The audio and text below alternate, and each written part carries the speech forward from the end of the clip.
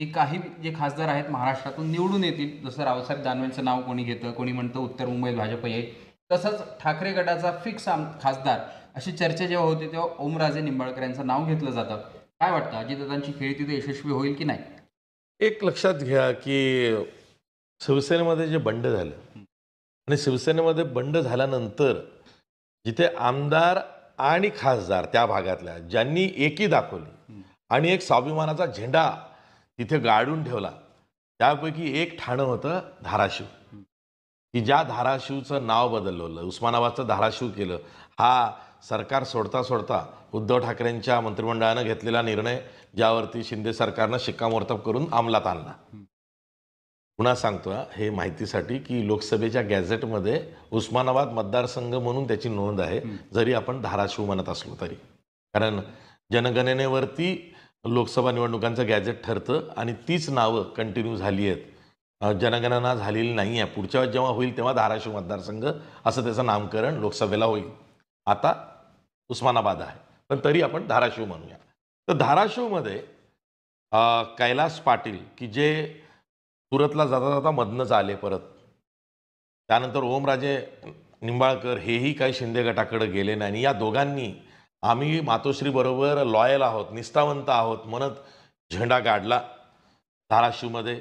बाजूचे तानाजी सावंत वगैरे ही मंडळी शिंदे गटात गेली, मंत्रिपदं घेतली. तेव्हा यांच्याविषयीचं एक वातावरण तयार झालं. आठवत असेल मध्यंतरी कैलाश पाटील यांनी उपोषण केलं होतं शेतकऱ्यांच्या प्रश्नांवर. तिथे ओमराजे निंबाळकरांनी त्यांना सर्वतोपरी मदत दिली होती. आणि हे दोघे जय वीरू सारखेच असतात. एकत्र फिरणं किंवा एकत्र प्रचार करणं, एकत्र सगळ्या प्रश्नांवर आवाज उठवणं, त्याचा फायदा हा ओमराजे निंबाळकरांनाही होईल, कारण त्यांच्याविषयीचं वातावरण तिथे आहे.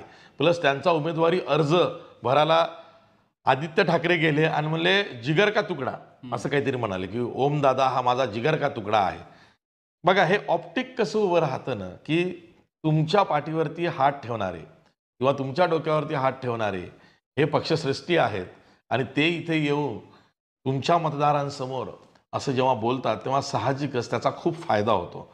ओमराजे निंबाळकरांना दुसरा एक फायदा असा झालेला आहे की त्यांच्या समोर कोण याची बरीच चर्चा झाली. की एकतर ही जागा महायुतीमध्ये कोणत्या पक्षाला सुटते हा विषय झाला. शिंदे क्लेम करतायत, अजित पवार क्लेम करतायत, भाजप क्लेम करतायत आणि त्यामध्ये 5-6 नावं चर्चेत आली. म्हणजे अर्चना पाटीलांना उमेदवारी मिळाली, त्या राणा जगजितसिंग पाटील जे पद्मसिंह पाटलांचे चिरंजीव आहेत, माजी मंत्री आमदार आहेत तुळजापूरचे भाजपचे, त्यांच्या पत्नी आहेत. आता बघा इंटरेस्टिंग इतिहास कसा असतो. 2014ला ओमराजे निंबाळकरांनी पराभव कुणाचा केला तर राणा जगजितसिंग यांचा पराभव केला. ते कोणत्या पक्षाचे उमेदवार होते तर राष्ट्रवादी काँग्रेसचे उमेदवार होते आणि त्यांचा पराभव त्यांनी 1,27,000 मतांनी केला.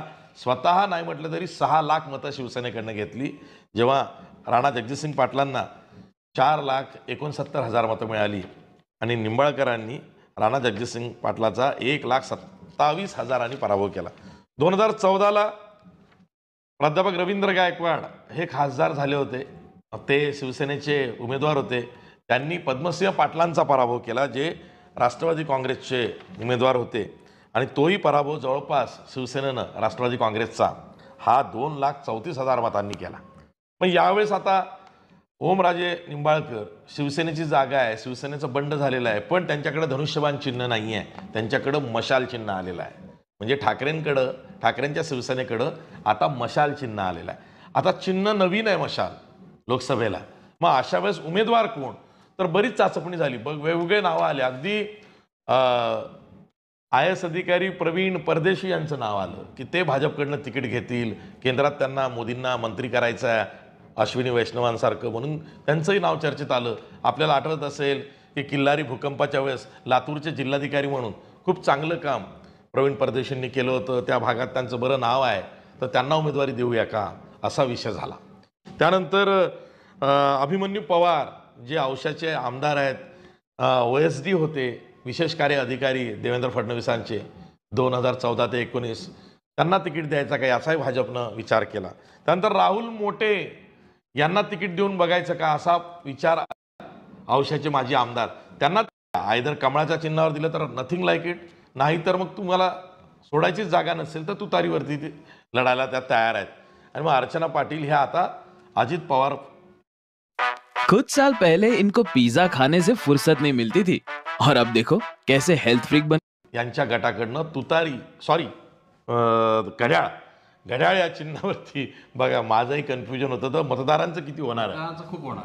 मतदारांचं खूप कन्फ्युजन होणार आहे. मशाल, त्याच्यानंतर धनुष्यबाण, तुतारी, घड्याळ हा विषय होणार आहे. तर घड्याळ चिन्हावरती त्या अजित पवार गटाच्या उभ्या आहेत. म्हणजे सुप्रीम कोर्टानं खूप चांगलं केलं ते मध्ये मध्ये डिस्क्लेमरची जाहिरात टाकायला त्या घड्याळीची. बघा आपण कन्फ्यूज होतो तर फायदाच झाला. फायदा झाला. तर ब्लेसिंग्स इन डिस्गाईज असंच असतं. आपत्ती इष्टापत्ती ठरते ना तिथे अशी. तर घड्याळीवरती अर्चना पाटील गेलेल्या आहेत. म्हणजे अर्चना पाटील घड्याळ चिन्ह, त्याच्या विरोधात मशाल हे चिन्ह. लक्षात घ्या, मशाल हे चिन्ह ओमराजे निंबाळकरांचं आहे. म्हणजे ओमराजे निंबाळकर मागच्या वेळेस जे जिंकले होते ते घड्याळीच्या विरोधात जिंकले होते, पण त्यांच्याकडे होतं धनुष्यबाण. आता ते उभे आहेत, त्यांच्याकडे आहे मशाल आणि मागची घड्याळ पुन्हा रिंगणात आली आहे अर्चना पाटलांच्या रूपात. म्हणजे आता घड्याळीचा जो मतदार असेल तो आहे तिथे. मशालीला धनुष्यबाणाचा मतदार किंवा मतं येतील नाही येतील हा मला त्याची शंका जास्त नाही आहे. कारण आजकाल निवडणूक चिन्ह हे रात्रीतनं पोहोचतं, व्हॉट्सअपवरनं पोहोचतं आणि मशाल ही असं म्हणूया की पेटली आहे बऱ्यापैकी सगळीकडे. तुतारी पण वाजली असेल, हू नोज. तर सांगायचं तात्पर्य असं आहे की अर्चना पाटील यांना वेळेवरती उमेदवारी दिलेली आहे. असं जरी असलं तरी या विधानसभा क्षेत्रामध्ये 5-1 असा सामना आहे. विधानसभा म्हणजे या लोकसभेला जे 6 विधानसभा क्षेत्र आहे त्यात 5 आमदार हे महायुतीचे आहेत आणि एकच कैलास पाटील हे आमदार हे महाविकास आघाडीचे आहेत. म्हणजे कैलास पाटील हे उस्मानाबाद शहराचे आमदार आहेत जे ठाकरे गटाचे आहेत. तुळजापूरचे आमदार राणा जगजितसिंग पाटील आहेत भाजपचे, अर्चना पाटील यांचे पती. अर्चना पाटील घड्याळीच्या उमेदवार आहेत अजित पवार गटाच्या. उमरगा संभाजी पाटील निलंगेकर.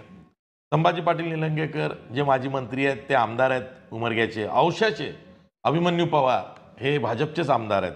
परांड्याचे डॉक्टर तानाजी सावंत हे शिंदेंच्या शिवसेनेचे मंत्री आमदार परांड्याचे आहेत. बार्शी राजेंद्र राऊत हे अपक्ष जरी असले तरी सहयोगी सदस्य आहे महायुतीचे, भाजपला पाठिंबा आहे राजेंद्र राऊतांचा. तेव्हा 5-1नी अर्चना पाटील यांच्या पारड्यात आमदारांचं बळ आहे.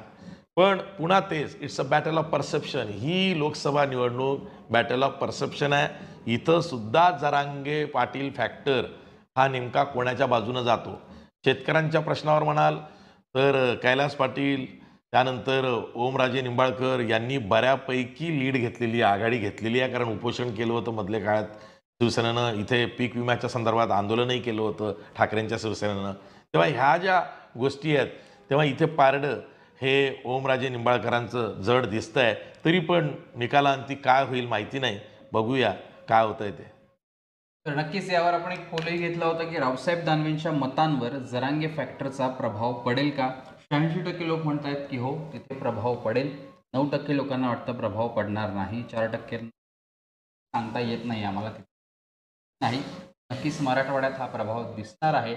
नगरमध्ये हा प्रभाव कमी दिसत असला तरी स्थानिक मुद्द्यांवर तिथे निवडणूक होते. तर या सगळ्यांचे निकाल कसे लागतात, निकाल काय लागतो